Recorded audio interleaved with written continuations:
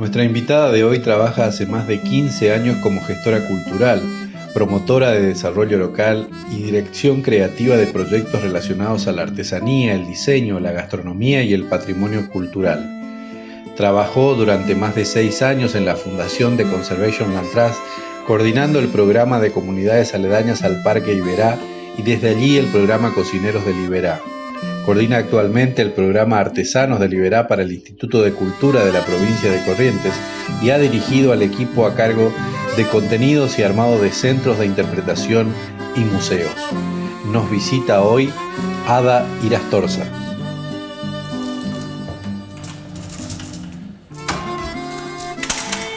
Ada, bienvenida. Hola Eduardo.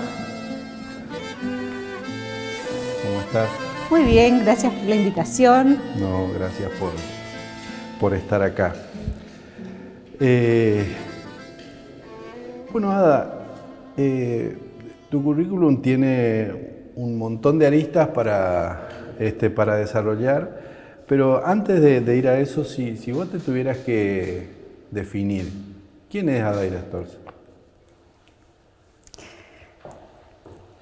Es alguien que en su faceta laboral trabaja con la idea de que hay que tratar de buscar qué cosas nos identifican, con las que nos sentimos cómodos y que son recursos culturales, naturales que tenemos en nuestra provincia, en nuestra región o traspolado esto a otras regiones. Como me encanta mirar las oportunidades, como ver el vaso, alguien que busca ver el vaso medio lleno y no medio vacío. Uh-huh. Como que todo lo que hago, es cierto que hago un montón de cosas diferentes, pero creo que hay un hilo conductor en todo que tiene que ver con la cultura y con la conservación del planeta, la búsqueda de sanar el planeta y que estar mejor. Vos viviste en el campo, naciste ahí. Sí. ¿Y viviste? Sí, viví como toda la infancia y parte de la adolescencia. Entre la primera parte de la infancia viví en el campo totalmente, y incluso fui a una escuela rural. Después iba y venía. Sí. Después, en realidad, yo digo Cruzucuatiá porque es mi pueblo, pero el campo en el que vivía pertenece al departamento de Montecaseros, es Estación Libertad. Está bien. Y ahí, bueno, hay mucho campo, mucho arroyo, mucho verde, ¿no? Tu familia, mucha comida también de campo, sí. Mucho olor a torta frita. Sí. Y también trabajos de campo, ¿no? Y eso, ¿cuánto vos ponés de todo eso en lo que haces después, lo que hiciste después?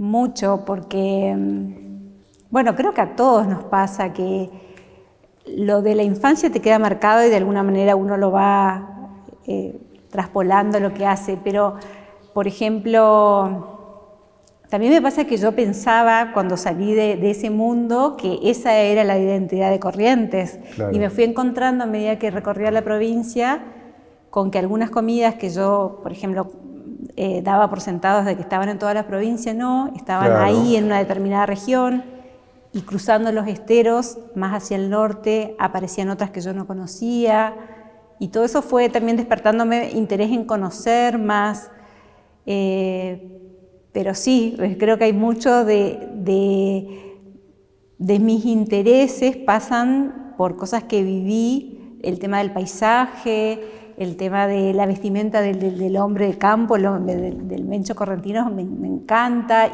y fui viendo cómo del mencho de mi infancia, si bien se mantiene la tipología de la ropa, han ido apareciendo nuevos colores, nuevas cosas, se han perdido otras, las artesanías y la relación de la artesanía con el lugar que rodea a la casa donde vive ese artesano. Claro.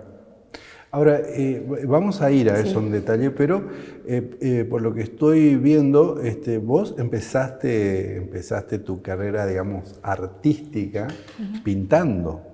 Sí. Sí, sí, yo la verdad es que de adolescente quería ser diseñadora de indumentaria. Ahí está.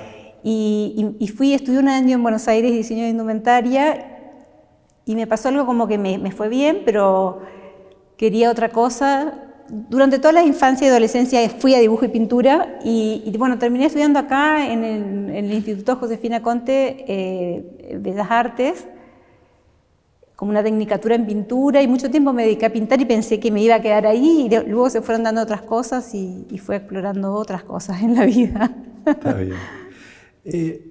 Por esto que me estás diciendo y un poco también por lo que leí, hay algo importante en tu vida que tiene que ver con la mirada, ¿no? Y con la intensidad de la mirada y sobre todo la mirada puesta en la provincia, en el lugar de uno. ¿Cómo empezó esto en vos? ¿Dónde vos ponés una bandera blanca para decir, bueno, acá hay algo y yo le puedo dar una impronta en función de esta mirada? Yo creo que, por un lado, he notado, si bien salimos de la colonia formalmente Claro. hace mucho, hemos estado siendo súper colonizados culturalmente y de alguna manera eso nos debilita. Es como cuando uno es niño, a veces juega a imitar a algún adulto, a imitar a otro, pero ahí en un momento que empezás a ser vos, porque si no empezás a tener problemas, ¿no?, de Claro. personalidad. Y como que los pueblos, tanto pueblo como provincia como nación, cuando todo el tiempo están absorbiendo de afuera, se empiezan, me parece, como a desdibujar y a debilitar y empezamos a dejar de... Creo que cuando... a ver, nadie usaría, a ninguno de nosotros se nos ocurriría circular con un DNI que no es nuestro, Claro. porque estaríamos usurpando la identidad de otro. Pero no nos planteamos lo mismo, si bien no nos traería problemas legales en general, apropiarnos de cuestiones culturales que no son. Entonces, yo siento que en particular la provincia de Corrientes, tal vez Salta también sea un buen ejemplo, son provincias que por distintas razones sociopolíticas, se ha mantenido casi como una isla y conserva un montón de cuestiones culturales que son muy valiosas como patrimonio cultural, pero también incluso podrían ser usadas como una oportunidad de generar también ingresos económicos. Entonces, si uno mirara hoy una estadística de la provincia, por ejemplo, en la cuestión turística, en general, la mayor parte del turismo viene por pesca y por la naturaleza. Pero si a eso le sumás la cuestión cultural, es como casi imbatible, Claro. ¿no? Como vos sos más fuerte. Cuando uno se siente seguro, está más fuerte. Y entonces creo que eso es buscar qué nos identifica. También te escuché decir en más de una oportunidad, y ahora un poco también tiene que ver con eso, ¿no? Con los conceptos de pobreza y de riqueza, y que algo que te llamó la atención a vos, como nos llama la atención a mucha gente que mira esos indicadores que tienen que ver con la cantidad de gente que se va, ¿no?, que no está acá, y que también tiene que ver con una cuestión de riqueza y de pobreza, ¿no? ¿A vos qué te pasa cuando notás que hay 1 millón y pico de personas adentro de la provincia y hay otro número parecido afuera? La verdad es que es triste porque realmente yo creo que cuando uno recorre la provincia ves que es una provincia rica en recursos, es muy bella, creo que es más bella de lo que nos imaginamos, siempre estamos mirando hacia afuera justamente. Claro.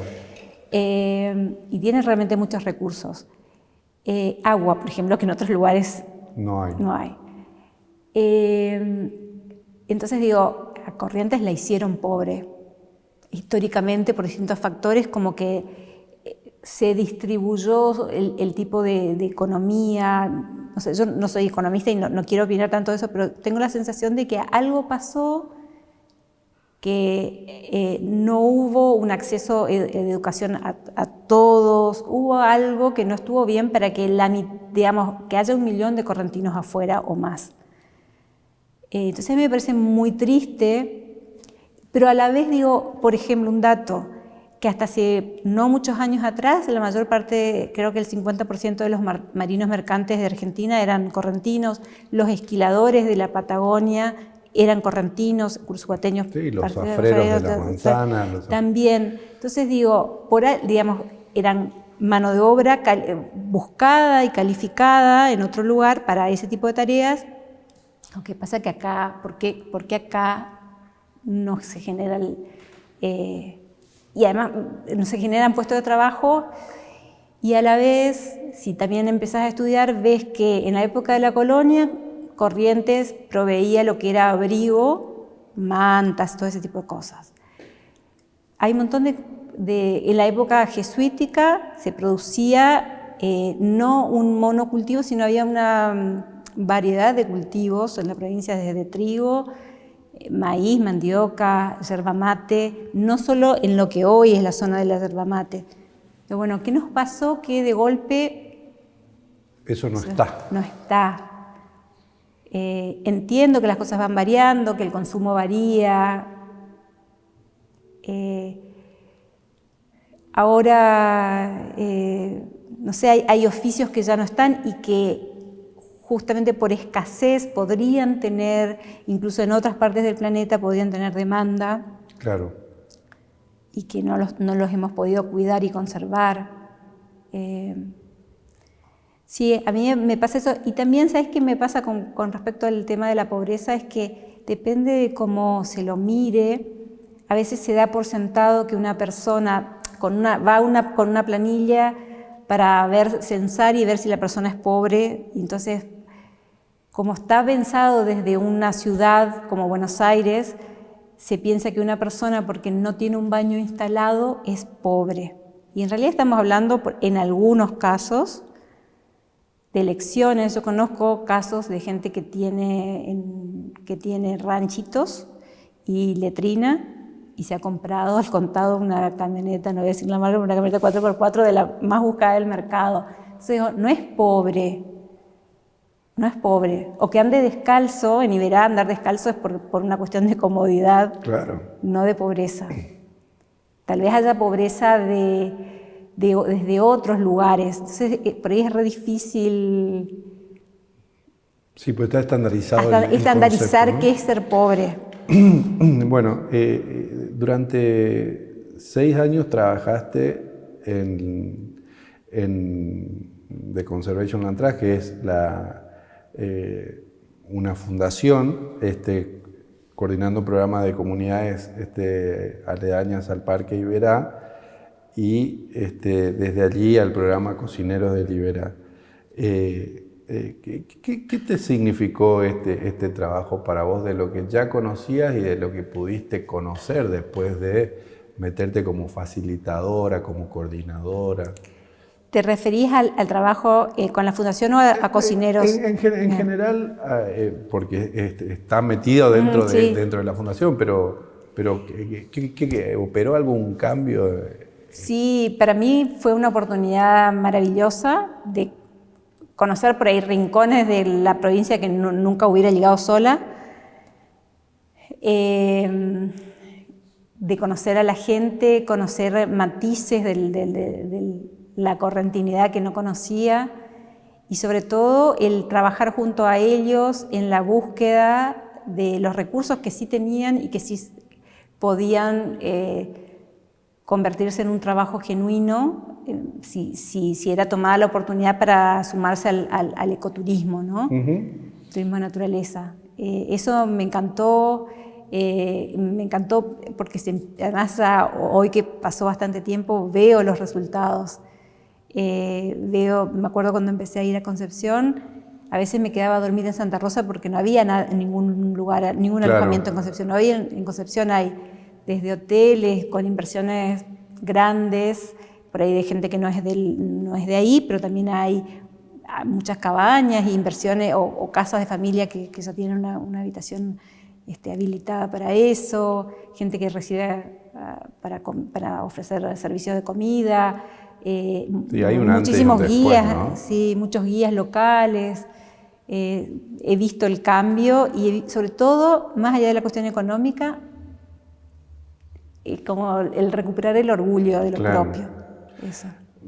Vos decís, porque vos haces un trabajo técnico, ¿no? Y un trabajo que también tiene, depende de cómo se lo mire, cargas emotivas, ¿no? Sí. Y vos decís, a mí no me gusta la palabra ayudar, sino me gusta más el hecho de descubrir junto con el otro su potencialidad o su no sé, lo que sabe hacer, su riqueza, ¿no? Sí. Porque la palabra ayudar es como ponerte en, yo estoy un poquito más arriba o yo estoy un poco mejor que vos, y entonces yo te vengo como salvador y digo, descubramos juntos. Por ahí por distintos factores, bueno, tengo esa capacidad de poder ayudarte a descubrir dentro de cuáles son tus talentos que podrían ser aplicados a la cuestión turística, o cuáles son por ahí con el tema de la comida es muy notorio que por ahí la gente se avergonzaba de ofrecerte lo típico y te ofrecía milanesas, hamburguesas, que ni siquiera, claro, no hago un juicio de valor sobre eso. Pero cuando iba y le decía, pero vos, por ejemplo, fui una vez ni siquiera en Iberá, era en La Cruz, fui a comer y me ofrecieron minutas. Pero yo ya fui sabiendo que me habían dicho que esa señora cocinaba muy bien comida típica. Entonces le digo, pero ¿y vos qué vas a comer? Y me dice, estoy haciendo arroz con charque. Y le digo, ¿por qué no me ofreciste eso? Y no, bueno, nosotros, eso es como con vergüenza, y así en infinidad de... Claro. Sí. Entonces, el hecho de decir, pero no, eso es lo valioso, porque cuando uno viaja, en general buscas lo diferente, lo que no tenés en casa. Entonces, eso me gusta hacer, como ayudarlos a contame qué, y yo te voy dando pistas de qué cosas le pueden interesar al otro como turista. Y también hay una cuestión que tiene que ver no solamente con la comida, sino también con los lugares, ¿no? Porque estuviste vos también trabajando, pensando en el turismo, en la construcción de refugios, de lugares. Sí. Y ahí también hay historias, ¿no?, para contar. Sí. Porque hay una idea, me parece, de ustedes, los que trabajan con eso, de permitir el turismo, pero que el otro, el lugareño, en el caso de Iberá, no sea visto como una rareza, ¿no?, como una pieza de museo, sino como una cuestión cultural, un tipo de hombre que vive en su cultura. Pero ellos muchas veces no ven, tienen vergüenza, tienen que ser también ahí, tienen que querer, ¿no? Sí, cuando ese fue el refugio del paraje Carambola, fue mi primer trabajo en la fundación. Trabajamos junto con Alexandra Fellinger, que era una voluntaria austríaca que estaba, así que la verdad que nos divertimos mucho, disfrutamos un montón y aprendimos sobre todo.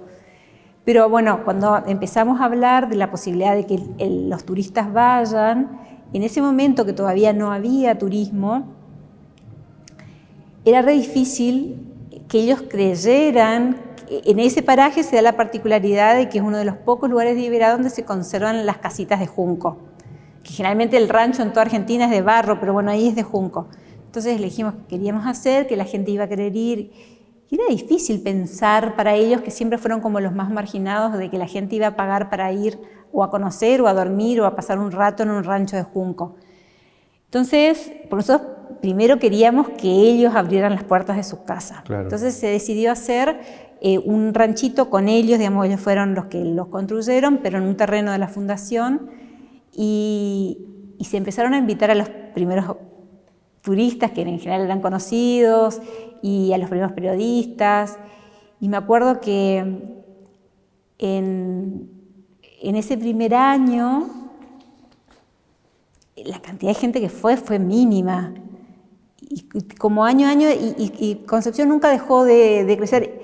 se estancó el año pasado obviamente por la pandemia, pero nunca dejó de crecer y la excursión así como más singular y más buscada sigue siendo esa, la de la canoa cinchada para llegar hasta ahí y ir, y es como la postal, sacarte la foto en el ranchito de Junco. Y eso hizo que después, porque eso sería anecdótico, porque digo, lo hicimos para intentar mostrar, pero podría no haber funcionado, pero la realidad es que después de eso hay familias que están recibiendo en su casa. Claro. Se hizo un baño seco que también no había como esa costumbre acá, y hubo otros que después pasaron varios años, pero después empezaron a hacer. Sí, fue eso. Si nosotros tuviéramos que ponerle un calificativo, ¿quién es Douglas Tonkin? ¿Quién fue para la provincia de Corrientes Douglas Tonkin?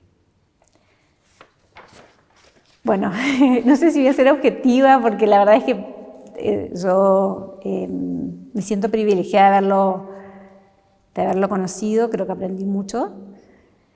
Pero me parece que es una persona que, con una visión a largo plazo impresionante y con una una búsqueda del bien común más allá de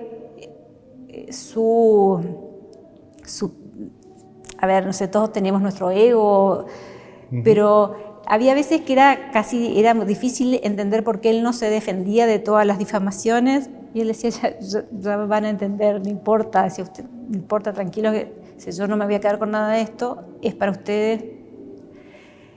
Pero sobre todo como esa búsqueda de de proteger algo que él vio también como Iberá es una maravilla y merece ser protegido. Ya existía el trabajo que había hecho la provincia al proteger el agua, pero él decía, está incompleto, falta proteger las costas, las lomas, para que también los animales que no viven todo el tiempo en el agua puedan prosperar.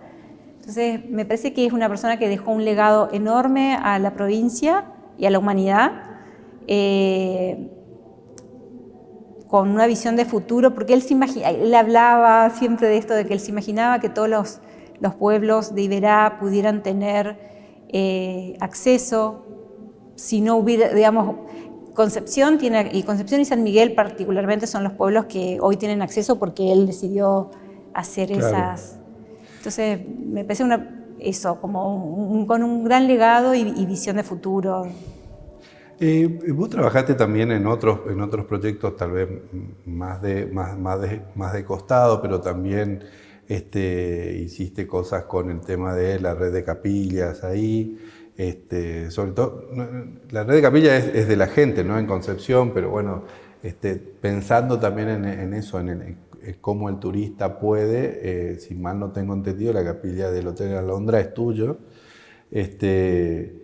Y ahora estás trabajando, o estuviste trabajando, no sé si eso sí o no, lo último que hiciste es el Museo de Yapeyú, ¿no?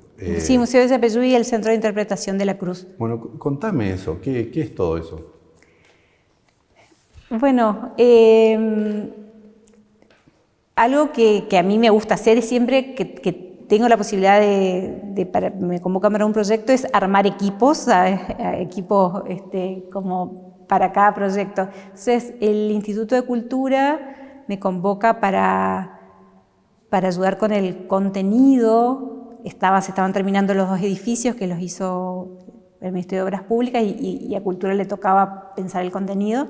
Entonces, se armó yo a la vez tuve la posibilidad de convocar a arqueólogas, diseñadores gráficos, ilustradores, y tratar que a través de los objetos arqueológicos o históricos que había, más la infografía, contar una historia con un guión que pudiera sobre todo no solo conservar y poner en valor, sino hacer más accesible toda esa información para la gente. Esa es la idea. Espero que sí, que la gente que vaya pueda entender un poco. A veces te hablan de la presencia jesuítica en Corrientes o de, no sé, el repoblamiento de Yapeyú en un determinado momento, y dice, pero ¿por qué se despobló? ¿Por qué se repobló? Claro. Entonces, era eso, a partir del diseño gráfico, a partir del guión museológico, contar una historia que sea accesible y sobre todo que todo, por supuesto, esté súper cuidado. Se trabajó, creo que eso es único también en la provincia, en La Cruz, como el espacio tenía un terreno grande, el jardín, en vez de simplemente poner ornamentales, se trabajó con la idea de hacer un jardín interpretativo de cómo eran los huertos jesuíticos. Claro. Y ahí en el Museo Nuevo de Yapeyú hay una pieza que es, me parece la pieza, que es una reconstrucción de un traje de San Martín, ¿no? Sí, esa la verdad es que es una pieza increíble y que a mí me da así como chochera, porque era, en un momento, esto creo que es la primera vez que lo cuento, habíamos pensado, dentro de los objetos que teníamos históricos, había un cuadro de Octavio Gómez, una pintura muy interesante, de un retrato de San Martín donde él está con un poncho, que también el poncho ese es una pieza súper valiosa, pero no la tenemos nosotros, el poncho está en el Museo Histórico, Histórico Nacional. Entonces habíamos pensado en hacer una réplica del poncho. Y después dijimos, bueno, pero ya está el poncho en Buenos Aires, claro. ¿Por qué no hacer una réplica del traje? Que el traje no quedó un traje de él del Perú, que es un traje rojo, y la verdad que los argentinos en realidad siempre estamos acostumbrados a imaginarlo con el traje azul, no con un traje rojo. Y a la vez sabía de Francisco Gómez, que es uno de los mejores o el mejor sastre, quedan muy pocos sastres que trabajan totalmente a mano, claro. Artesanal, que es correntino. Entonces le conté y me dice, sí, yo quiero hacer, para mí va a ser un honor hacer un traje. Entonces él se encargó de hacer toda una reconstrucción histórica y se informó un montón, se trabajó en base a los retratos existentes y a información de cómo eran los trajes militares de la época. Y la verdad es que hizo una reconstrucción increíble, es una pieza bellísima. Sí, de museo, ¿no? Es una pieza de museo, realmente, bellísima, bellísima. Yo te decía, íbamos a hablar de este tema y bueno, con vos tenemos mucho para hablar, pero me interesó también esto de la comida, ¿no? Que mencionaste un poco al inicio, comida que vos creías que eras tuya, pero que después cuando estudiaste, bueno, ves que hubo influencias, comidas que vos creías que eran, que estaban en todo el territorio, no están, son comidas que se van. Y vos contaste una vez que te pasó una vez en Cadacatí con el cogote de gallo relleno, pero más allá de esa anécdota, digamos, la comida, ¿qué te pasa a vos cuando, bueno, te encontrás con una comida que tiene todo un tamiz cultural, ¿no? Y que te lo sirven en un plato? Sin duda yo creo que la comida, como es algo que toda la humanidad necesita y la mesa nos reúne y demás, sin duda la comida tiene la capacidad, incluso a una persona que tal vez no sea sensible a otras artes, la comida es raro que alguien se mantenga indiferente ante eso y tiene la capacidad también de llevarnos a nuestra infancia o a recuerdos, claro. Etc. Y creo que a mí también me interesa como mirándolo desde la conservación del planeta. Si empezamos a volver a cuáles eran nuestros platos en base al producto local, también vamos a empezar a hacer un beneficio, porque esto de, por ejemplo, en Corrientes nos acostumbramos a que incluso el pediatra le dice, señora, denle manzanita, como que la manzana es el símbolo de la salud, pero la manzana viene de miles de kilómetros de corriente. Claro. Digo, ¿por qué ningún doctor cuando el niño está empachado le dice, dele una guayaba? ¿Por qué no, como que hay una negación de un montón de cosas que hace que perdamos biodiversidad y que perdamos nuevamente identidad. Y después está esa gracia y esa magia que tiene lo que es local y nativo, que y ese mestizaje que se produce de acuerdo a la inmigración que tuvo cada pueblo, ¿no? Entonces acá en Cagatí, en Brucuyá, que hubo una influencia de Medio Oriente, aparecen platos que tal vez en mi pueblo no aparecen. Claro. Y en el mío aparecen algunos que son más parecidos a los de la costa del Uruguay. O sea, en La Cruz, Paso de los Libres, Montecasero, Curuzú, aparecen unos platos que acá no aparecen. Por ejemplo, uno. Pirón. Acá no encontré a nadie que me diga que come pirón. ¿Y qué es pirón? Es se hace con la fariña, lo que en Brasil le farofa, bueno, con eso, que acá en el norte existe eso, pero no le dicen fariña, le dicen tipiratú, que es la fibra que queda como deshecho después del almidón de mandioca. Con eso lo hacen como si fuera una polenta, lo van cocinando con el caldo del puchero. Y queda como si fuera una polenta, como una guarnición para acompañar carnes generalmente. Eso jamás lo vi acá. Por ejemplo, el guiso, allá le dicen guiso de harina, que es el embaipú, pero con harina de trigo. Claro, allá no es zona de maíz. Claro. Entonces es como cada lugar se va adaptando.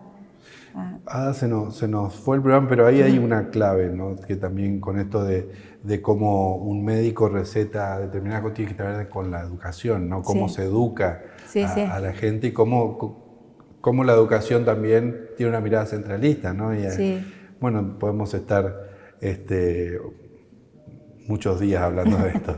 Muchas gracias por estar acá. Gracias a vos. A ustedes también, gracias por estar ahí. Recuerden que este y los demás episodios se pueden ver en los repositorios digitales de eduardo-ledesma.com, del Diario Litoral y todas las semanas por Telenor. Muchísimas gracias y hasta la próxima.